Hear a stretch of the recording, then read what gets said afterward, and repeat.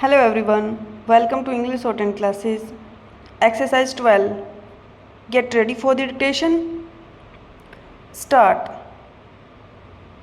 In the list of the new education program of our Prime Minister, in which the maximum emphasis has been laid on the development of the weaker sections of the society, I would like to know the proposals of the Ministry of Education in this direction for the scheduled castes and scheduled tribes. Have they brought vocational and technical education in the undercharged field of training within the easy reach of the scheduled castes and scheduled tribes?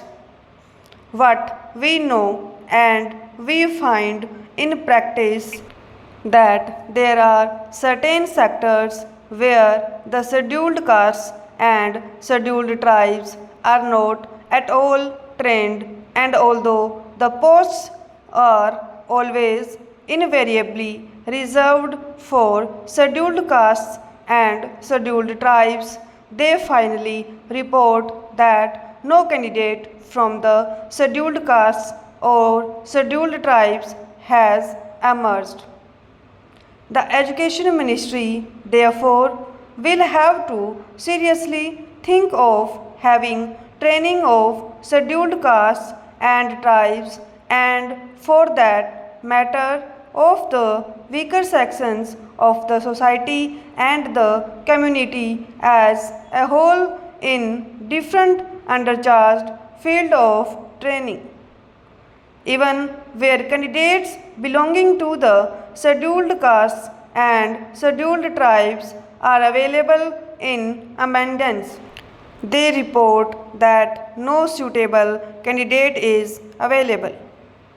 That is why I again plead that there should be uniform standard of education throughout the country in all the universities and in all states. Then, if possible, education should be made a central subject. Now I come to the Department of Sports.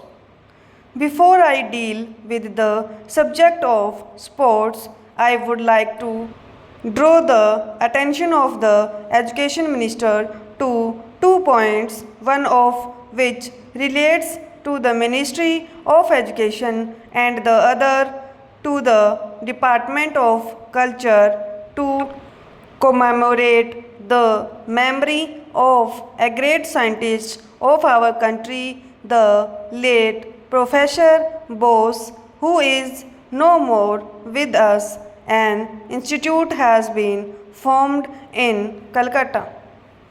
I think the Education Minister is well aware of the fact that in spite of the formation of this institute, sufficient funds have not been allotted to it either by the University Grants Commission or the central government to run that institution in a manner which was the dream of the late Professor Bose.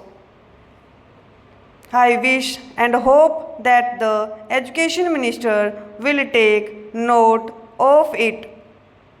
Having made these two requests, I will now deal with the subject of sports, which is not properly looked after in our country.